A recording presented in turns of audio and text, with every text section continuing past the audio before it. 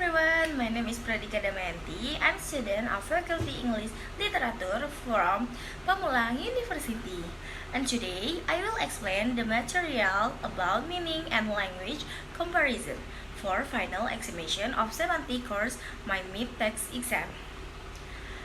So, let's go! So, the first one is meaning and language. Comparison involves understanding the difference and similarities between language. Structuralism assumes that each language is a system of its own, leading to difference in terms, expression, and perspective. The relationship between language and meanings is complex, involves denotation or dictionary definition and connotation or emotional association. However, the extent of this difference is debated. Some argue that language can express the same thoughts and ideas, but with different formulation. Others suggest that language may be so different that certain concepts cannot be expressed in one language, but can in another.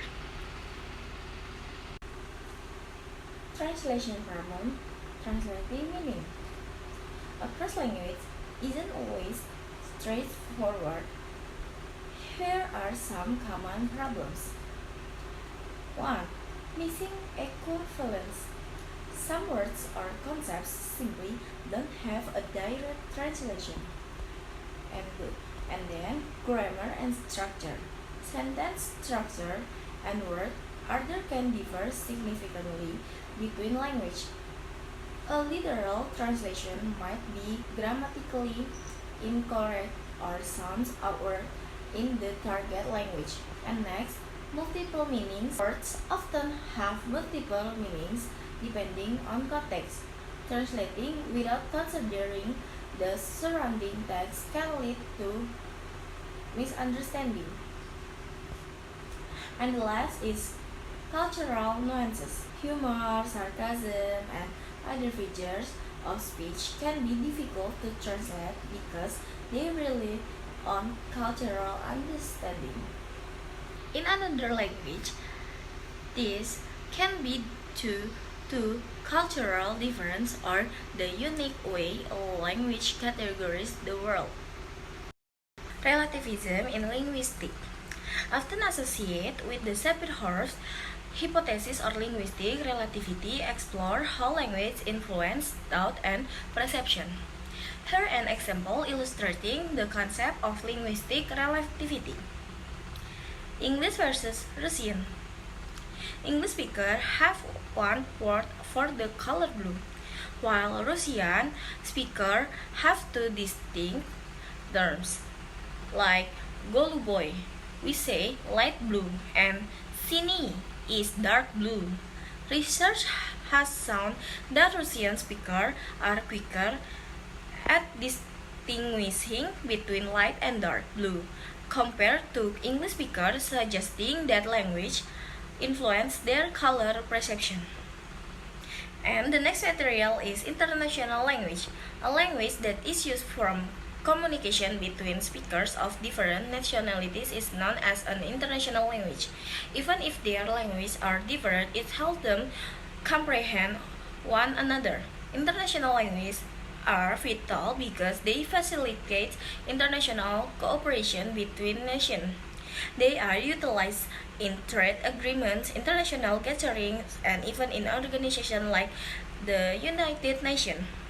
These languages are taught in school or across the world since they are very helpful for interacting with individuals from different backgrounds. International languages facilitate idea exchange, cross-cultural understanding, and collaboration on large scale in international projects.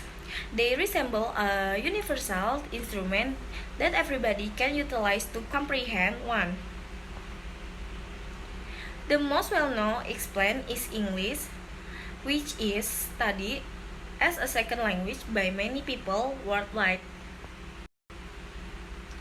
This time, I will discuss the material a comparison of English and Spanish. A comparison of English and Spanish.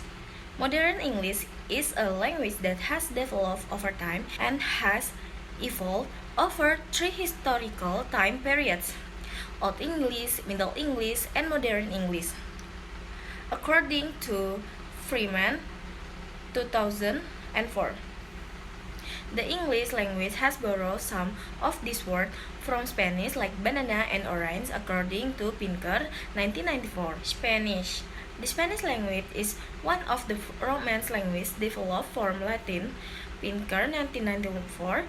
There is some disparity in the vocabulary and pronunciation of Spanish spoken in Spain, but the Spanish spoken in Latin America and other parts of the world is derivative of Castilian, which is dialect of the Spanish province of Castile, according to Farrell, 2004.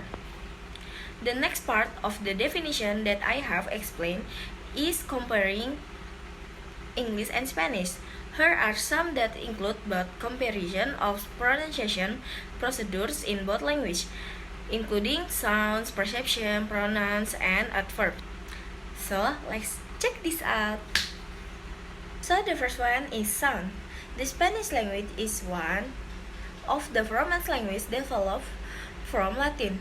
There is some disparity in the vocabulary and pronunciation of Spanish spoken in Spain, but the Spanish spoken in Latin America and other parts of the world is derivative of Castilian, which is a dialect of the Spanish province of Castile.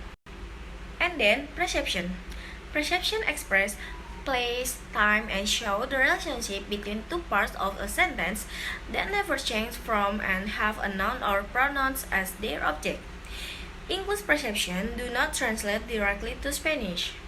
Conversational English sometimes use perception at the end of the sentence, but in Spanish, this never done, and the word "para" used instead. Pronouns. Example of English pronouns are he, she, or we. Some Spanish pronouns are el indicate for he, ella for she, nosotros or us for we. Pronouns like nouns have gender, number, and case, and they change depending on the person, like first, second, or third person. Personal pronouns can be used as subject or object. In Spanish, there are three persons, and there is another alternative of using the familiar you, tu, and polite used forms.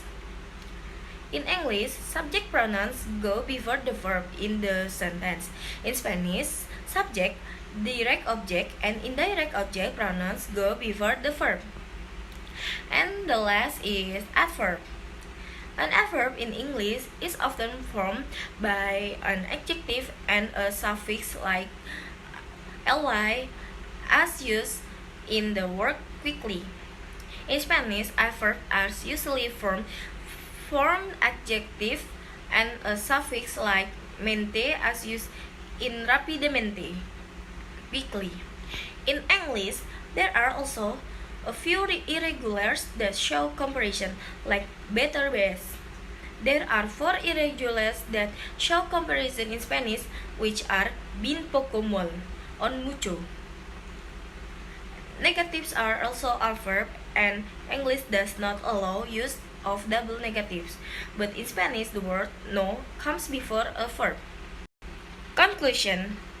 Understanding the concept of international language helps us appreciate their role in global communication and cooperation. Similar to English, this language acts as links between speakers of various languages, promoting international trade, diplomacy, and cross-cultural interaction. People can efficiently communicate across borders, share ideas, and promote mutual understanding by learning and using international language. This enhances cultural variety and improves ties across nations, increasing the accessibility and effectiveness of global collaboration. International languages are essential to our globalized society because they facilitate communication across linguistic divides and foster harmony. So guys, that's my presentation about the meaning and language comparison. I hope you can get helpful and understand from the material that I have explained. Sorry if there is a mistake what I said it. And thank you so much for watching. Wassalamualaikum warahmatullahi wabarakatuh.